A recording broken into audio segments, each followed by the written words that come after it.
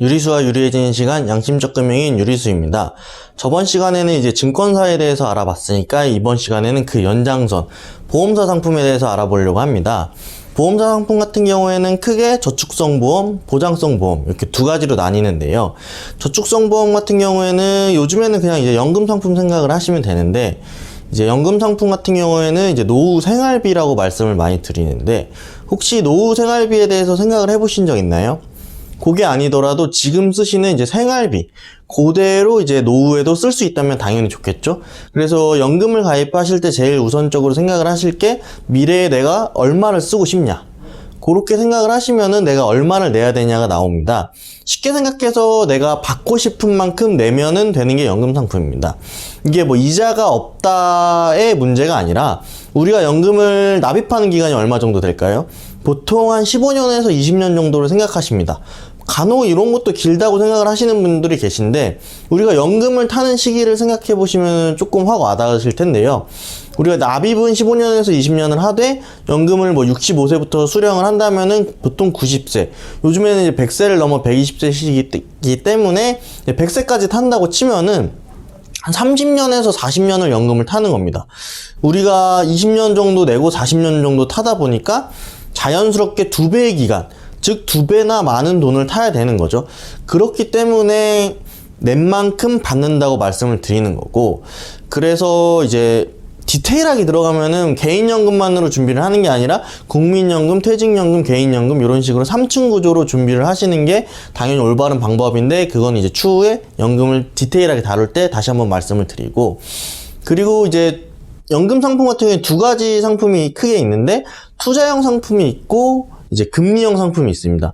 근데 아시다시피 계속해서 이 영상에서 말씀드렸다시피 금리는 지금 0%대이기 때문에 실질적으로 의미가 없어져서 거의 모든 보험사에서 찾아보기가 힘든 게 금리형 연금 상품이고, 실제 그러다 보니까 종신보험을 이용하는 게 오히려 더 많은 돈을 축적할 수 있는 기능이 생기게 된 거라서, 이제 연금보험은 금리형은 이제 없다고 보시는 게 맞고, 투자형으로 해야 실질적으로 돈이 더 많이 불릴 수 있는데, 금리형 상품은 이제 없어지기도 하고 있는 거는 그냥 원금 보존 수준. 그러다 보니까 내가 20년을 내고 40년을 받으려면은 200을 내고 이제 100만 원을 받는 수준.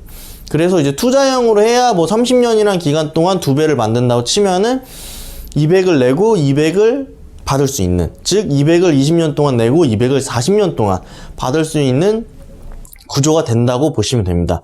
그래서 이제 투자형 상품으로 가입을 해야 되는데, 그렇다면 왜 우리가 증권사의 펀드로 안 하고 보험사의 변액연금을 이용을 하냐면은, 연금에만 이제 비과세라는 혜택이 주어지게 됩니다. 즉 장기 상품이기 때문에 여기에 세금 혜택을 주는 건데, 이 역시도 지금 줄어드는 추세라서 곧 사라질지도 모르는, 그게 이제 비과세라고 하는 거고, 비과세 많이는 들었는데 이게 어떤 효과가 있냐, 우리가 이제 연금액을 생각을 할 때 한 150만 원을 한 40년 동안 쓴다고 쳐도 한 7억이 넘는 돈이 들어가게 됩니다. 그래서 우리가 뭐 한 3억 정도를 연금으로 준비를 했다 그러면 이제 30년 동안 한 2배 정도는 최소로 불릴 수 있기 때문에 이걸 3억이라는 이자가 붙은 거죠. 그렇게 되면 이 3억이라는 이자에 대해서 15.4%, 이건 물론 현재 기준입니다. 이제 선진국 같은 경우에는 이자 소득세가 15.4%보다 높은 뭐 50%인 곳도 있기 때문에 이건 추후에 언제든지 올라갈 수 있는 퍼센트인데, 지금 기준으로 설명을 드리면은 3억에 15.4%, 즉 한 4,620만 원 정도가 세금으로 뺏기게 되는 겁니다. 그런데 비과세 상품을 이용하면은 요런 4천만 원 가량의 이자 소득세를 안 낼 수 있기 때문에 굉장한 메리트가 있는, 즉 장기 상품이기 때문에 더 큰 돈이 모이고 이자는 같은 1%, 10%라도 더 많이 붙기 때문에 액수가, 그래서 이제 비과세라는 상품을 이용을 하는 게 좋은 거고, 이 외에도 이제 뭐 연금 액수가 뭐 100만 원이 넘어가면은 종합과세로 넘어간다든지 더 디테일한 사항들이 많지만, 이제 요런 이유 때문에 비과세 상품으로 준비를 하시는 게 당연히 좋다 라고 말씀드릴 수 있고요. 이제 두 번째는 이제 보장성 상품 같은 경우에는 노후 병원비라고 보시면 됩니다.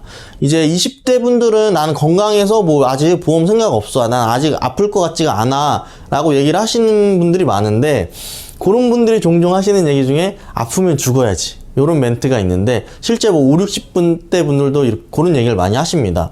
이제 그런 경우에 제가 해드리고 싶은 말씀은 연차가 됐든 반차가 됐든 사용을 하셔서 한번 대형 병원 혹은 동네 내과를 한번 방문해 보시길 바랍니다. 그러면은 이제 거기가 평일 오전 오후든 상관없이 노인분들로 꽉 차 있습니다. 그 얘기는 뭐냐면은 이제는 아프면 죽을 수도 없는 시대가 온 겁니다. 의료기술이 너무 발달되다 보니까 아파도 쉽게 죽지 못하고 오래오래 치료가 잘 되기 때문에 살아가는 거죠. 저희 같은 경우에는 뭐 이제 안락사도 아직 제대로 합법이 안 되어 있기 때문에 그런 식으로 늙는 건 이제 당연한 절차고, 그렇게 되면 노후 생활비도 당연한 거고, 간과하고 계시는 게 노후 병원비까지, 생활비 외에 병원비까지 생각을 하셔야 제대로 된 이제 대비를 한다 라고 말씀을 드린 거고, 그렇다면 이 역시도 왜 펀드 같은 투자 상품이나 이런 상품으로 준비를 안 하고 보험사 상품으로 보장성 보험으로 준비를 하냐면은, 그런 확정적인 노후에 대한 병원비도 있는 뿐더러 이제 20, 30대 한창 사회 활동을 하는 시기에 병에 걸리거나 사고가 날 수도 있는 겁니다.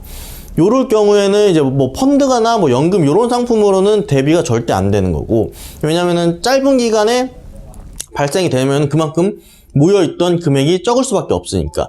그런데 보험 상품 같은 경우에는 꾸준하게 이걸 나눠서 납입을 하되 어느 시점에 걸리든 어느 시점에 사고가 나든 질병이 나든 약속한 금액을 주게 되어 있습니다. 요런 부가적인 기능도 있기 때문에 우리가 금융상품을 가입을 하실 때는 이제 목적이랑 기간을 꼭 생각하셔서 그에 맞는 금융상품을 가입을 하셔야 된다고 매번 말씀드리는 이유도 요런 이유입니다. 그래서 보험사 상품 같은 경우에는 앞선 하던 일들을 이제 노후에 우리가 어떻게 생활을 할지에 대한 이제 대비라고 보시면 되고, 요런 식으로 이제 은행사 상품, 증권사 상품, 보험사 상품, 이 세 가지 금융사에 대해서 알아봤고, 우리는 이제 요거를 어떻게 나에게 맞게 잘 활용할 수 있는지에 대해서 조금 더 고민을 해보실 필요가 있는 것입니다. 요것으로 이제 기본적인 금융 3사에 대한 설명을 마치도록 하겠습니다. 감사합니다.